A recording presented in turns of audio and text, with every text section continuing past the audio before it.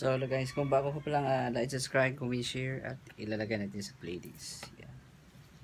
So, usapan natin ngayon sa part 24 sa ating ulan-ulan kasi ngayon. May 26, linggo, mag-alas 4 ng hapon na.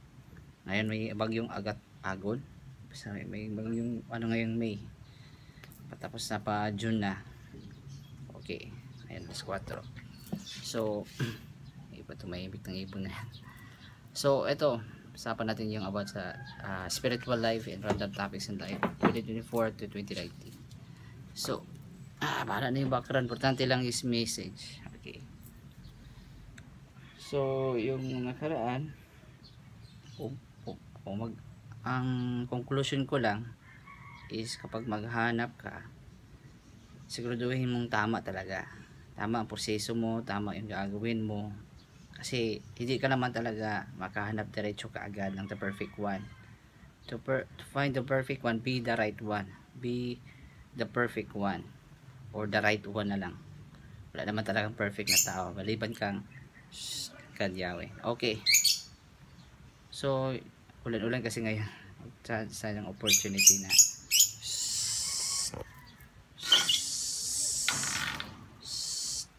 yan lang din na masasabi natin na kapag maghahanap ka, siguraduhin talaga na doon kasi maghahanap na ganun talaga sila. Yun lang talaga importante na hanapin mo na hindi pasaway, hindi nagbibisyo doon. Yan na kasi nisama-sama na yan, di biblical, hindi seryoso sa pag-aaral, sa buhay niya, puro lang gala, immature, at hindi ang family background din, hindi din maayos. Siyempre mag-expect ka na hindi talaga maganda ang resulta. Yun lang din na mamaya ngayon, last na to, conclusion lang. Yun yung challenge mo ako.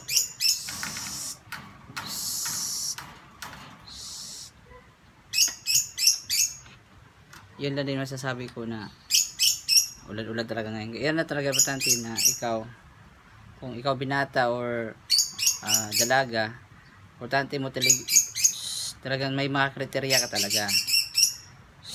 May mga standard ka talagang hahanapin. Kung hindi mo talaga hanapan ng paraan yan, magulo talagang buhay mo. Pag sa bugso lang ng isip, damdamin lang isipin mo, bugso ng damdamin kaysa isip. Kailangan mo din talagang isipin din. Oo. Kailangan talagang may IQ yan at saka patalinuhan din yan. Paano mo pinili ang tamang tao.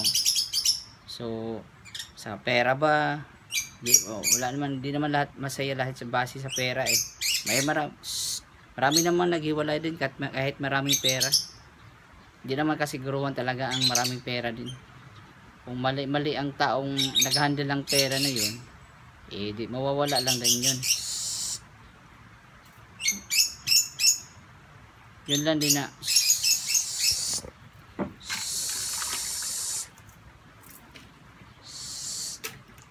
yun lang din na masasabi natin. Pag mali ang perang nag-handle ng pera na yun, kahit maraming pera yan, mawawala lang din yan. Magbibisyo-bisyo. Ang importante dito is ugali at pag-iisip.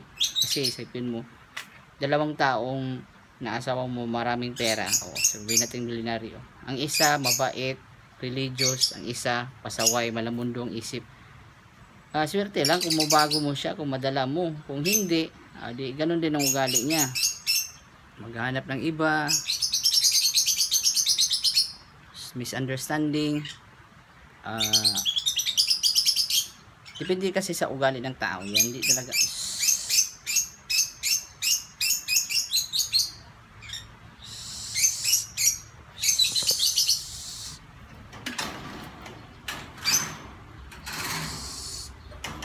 yan lang din na kailangan talaga na yung tao mo talagang may pera at may awa. Yun ang check talaga. Kung wala, yung mabait at saka responsible.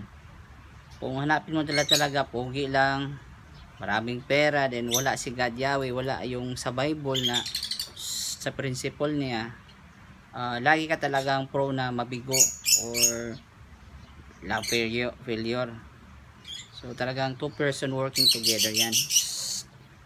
Then pagkatapos, kung yun talagang nalalaman ko, na identity ko or na identify ko na kasi kadalasan na naghiwalayan talaga or hindi talaga natuloy love failure is yung talagang walang pera at may ugali. Oo, at lalo nang walang spiritual na Bible, walang aral sa Bible or tamang pag-aasal or tamang pag-uugali.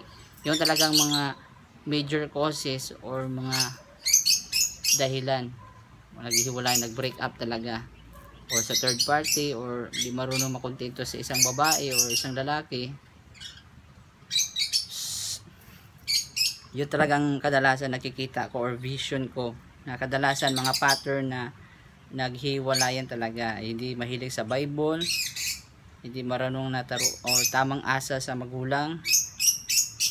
Kung may pera, hindi rin kasiguruhan.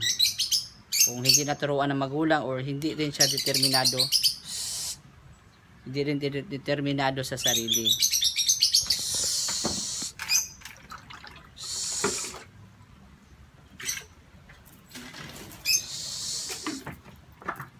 Yun lang din na makikita ko, na pag pasaway talaga, bihira lang yan magbabago talaga. Dating bago mo siya nakita is nagiinom talaga siya, nagyoyosi, nagdodroga, puro barkada siya doon, mga mafia. Di mo siya mababago kahit pogi siya at maraming pera siya. Kung meron ding gano'n na sideline line sa langit or talented, di mo rin makasiguruhan. Kung sakit niya talaga, mahilig talaga sa ibang babae at ibang lalaki talaga, bago kayo nakita, wala kang magagawa. Hindi mo mababago ang isang tao, maliban lang kung magbabago yung sarili niya para sa iyo, at maghanap din siya ng rason na magbabago din para sa iyo, kung ano talaga ang dahilan or the reason na magbago siya sa iyo. Yun lang din na napakahirap, nakabihira lang.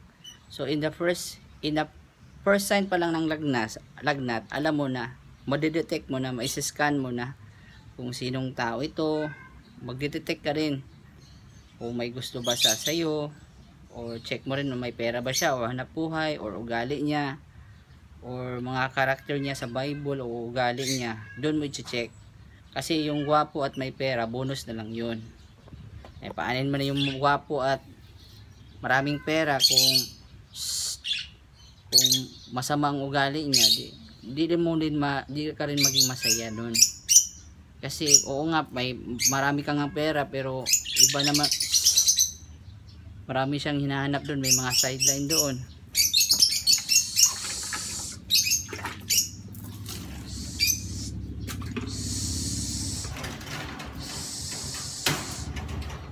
Kung may sideline siya doon na mga ibang lalaki o babae, nagdodroga siya, o baka yun na talagang hanap buhay niya.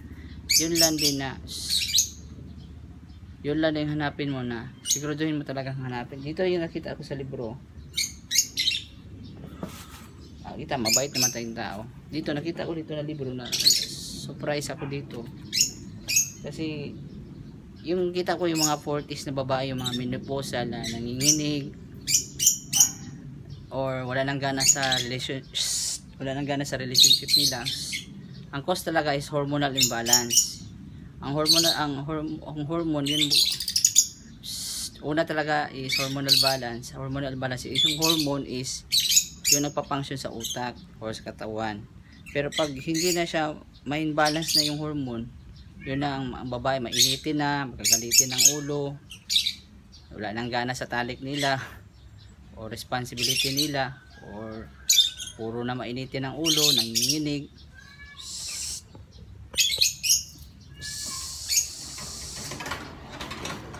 Yun lang din na ang babae, yun lang din ang unang dahilan talaga po dyan is yung mga processed food, na yung babae is mahilig sa mga chips, sa mga tinapay, or mahilig din sa mga sweet na mga artificial drinks.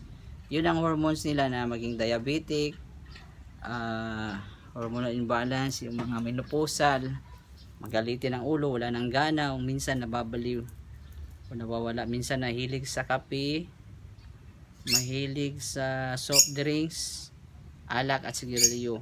Lalo na kung ganun ang attitude ng babae, 20s to 40, pag yun ang mga ginagawa niya, puabot siya ng minsan mag psychological problem, mababaliw ang babae, ma-depress na masyado, marami mga sakit-sakit kasi yun na laging kape 3 times a day. Dito sa libro na nakita ko, yung isa is tumpak yun, doktor talaga mga explanation. Dito is yung nakaraan kong promise na folic acid, yung pagbubuntis, yung mga vices, yung mga bisyo. So doktor to siya na libro. Yung mga asin, bangit ito masyadong maalat, fried foods, kung mga olive oil lang, artificial sweetener, mga chocolate, totally safe lang kung dark chocolate. Sugar, pretty bad siya kung sobra. Yung mga alak, don't eat this. Yun lang din na pag ang babae na hindi niya alam yung ginagawa niya, puro lang kain. Alcohol is really bad. Ito, smoking, soda, yung soft drinks, kape is fine in moderation. Mga 8 cups lang, mga 8 ounce cup. Isang beses lang ang kape, sa umaga din may kain. Pag hindi mo susundin yan, puro lang kape, puro lang tinapay, di ba mo yun ang modern yung parang normal Pare, kape tayo, tinapay tayo. So anong klaseng tinapay yun? Mga refined flour, polysaccharide yun ng mga sugar. So pag mataas ang sugar, insulin, din yung mga hormones na ibang hormones, apektado na lahat. Yun na pag gagawin mo yan araw-araw, nagyoyosi pa, nagsisigarilyo, yun ang dahilan at mahilig pa sa karne, mga processed food na pagkain, yun ang dahilan na maraming nagkakasakit, na babaliw, na menopause, or wala, kasi pag menopause na mga 20s, mataas yung mga hormones, 30, 40, 50, 60, yun na may mga osteoporosis na, kasi hindi nila alam yung ginagawa nila o kinakain, iniinom, akala nila normal yun, pero yun pala ang dahilan ng problema nila. Or kasi sa sobrang busy ng buhay, may anak na sila, pamilya, may gira pa sa China dito, may mga threat pa, so or ano bang coming time sa future, hindi natin masasabi. Yun lang din na pag hindi nila alam yung ginakain nila at ginagawa, plus yun na apektado sa kanilang love life, o madidepress, masyado siguro kang mahilig sa kape o sa soft drinks, sa alak, sigarilyo, o minsan nagdodroga ka kasi illegal drugs ngayon, and drugs sa mga tao lang yung may sakit ka ba, hindi yung solusyon. Hindi talaga pupunta sa mga right medical doctors talaga, hindi mo idadaan sa mga illegal drugs, mga barkada doon, gwapong lalaki, babae, magdodroga ka rin kasi baka makuha mo yun, di masusunog talagang utak mo dyan. Yun ang talaga na it's not guarantee. Kung mali ang ginagawa mo, alamin mo yung sarili mo at alamin mo yung gagawin mo. I-check mo, may pera ka ba, saan ka kikita ng pera, para kung papasok ka sa love life, alam mo na ang gagawin, di ba? Pero importante din na alagaan din yung kalusugan mo. Hindi basta kain ka lang na pagkain. Kaya lalo na kung buntis ka. Kasi kung hindi mo alam ang gagawin mo, alam mo naman nangyayari sa'yo.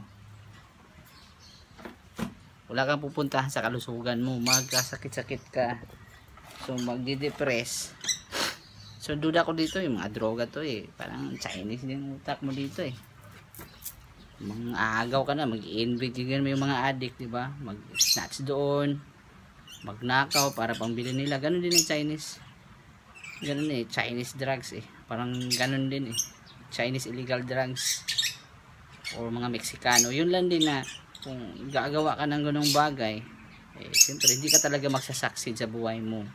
So sunugin talagang utak mo at mainitin ang ulo mo, makagawa ka ng masama, at hindi dapat gagawin yun. Yun lang din kung papasok ka sa relationship, sa sex at family, wag mong haluan ng masama talagang gagawin mo. Kasi kapag hahaluin ko talaga ng masama yan, talagang ikaw lang din madidisgrasya. Lahat ng ginagawa natin, babalik din sa atin sa lahat. Sa atin lahat. Kung matigas ang ulo mo, o yun ang dahilan na maraming problema ngayon sa buhay.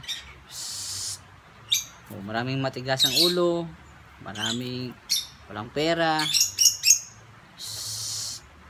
maraming nagkakasakit kasi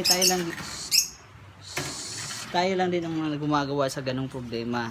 Hindi lang natin alam yung mga ginagawa natin, yung mga kinakain, iniinom, yung mga ginagawa, matagal matulog, maraming sobrang hawak ng cellphone. Hindi naman tayo nagsisermon dito. Kung gusto mong gumandang buhay mo, nag-guide lang ako dito. Sinagsasabi lang ako, ito mga gagawin mo para kagandang buhay mo, lalo na sa sex, sa family life mo at relationship. Talaga mas maganda talaga ang sabi sa Bible, ng idea talaga, hawakan mo yung Bible, tuturuan mo yung bata at mag one on one kayo, may time kayo. Hindi dapat puro sa gadget, kung maglalaro, magbabudget sa oras, hindi naman puro lang sa TV o sa school na lang. Kailangan talagang may family time, family meeting time. Yun din na ma-influensyahan mo din yung ugali mo, yung sarili natin, yun talagang i-refine natin. Kapag hindi natin matama yun, yung mga sinasabi ko, kung ganun pa rin gagawin mo, gaya-gaya kasi ibang tao, wala nang kaibahan, puro na magulo lahat, puro na naghihiwalayan, uso na, marami naghihiwalayan, parang normal na mag-fornication, normal na magkakabitan doon. Parang hindi na sila sumusunod sa Bible, parang hindi na takot sa Bible, or immune na sila, hindi na sila natatakot. Mag-scandal doon, hawakan doon ng mga babae, magre-rape doon, parang normal na. Ang droga, maging masama, pumatay ng tao, parang normal na. Magre-rape doon, mga murder. Yun lang din na pag gumawa ka ng masama, hindi ka talaga gagawa, hindi talaga gaganda ang buhay mo. Promise, ugalan, magpustahan pa tayo dyan. Kung masama talaga, hindi talaga gaganda ang buhay mo. Yun lang din na, kung ako sa'yo, kung ikaw nanonood ngayon, kung nanonood ka man, kung sino ka man ngayon, sundin mo lang talaga itong sinasabi ko. Hanapin mo talagang spiritual, makikita mo sa simbahan, di porkit na sa simbahan ay perfect na. Hanapin mo pa talaga, sasalain mo pa yan. Ang pag-ibig, parang diamante yan. Special talaga yan. Hindi ka, dapat, iba ka sa lahat. Hindi ka common na mga bato. Yun na tinatawag na diamante. At yung gold, hindi na babago. So, yan ang mga dahilan sa mga kasal na special yan. Hindi dapat, unahan mo yan. Unahan mo si God Yahweh at sa Bible. Kapag hindi mo gagawin ng ideal life, talagang magulo yan. So like, subscribe, comment, share, love you, peace, love you all. Huwag mo titignan sa gwapo at maraming pera. Tignan mo yung ugali talaga. Mas bonus yun na yung talagang base niya sa buhay niya sa Bible. Yung ginagawa, isip at damdamin niya nasa Bible. At pagmamahal ni God Yahweh, yun ang pinaka-special. Okay, hindi mo hanapin yung kayamanan at maraming pera, bilyon-bilyon dyan. Tante dito is, ang lahat ng bagay na sa mundo na nasa atin ay bigay niya lahat. Okay? Okay. So like, subscribe, comment, share. Love you, peace, love you all. Thank you po.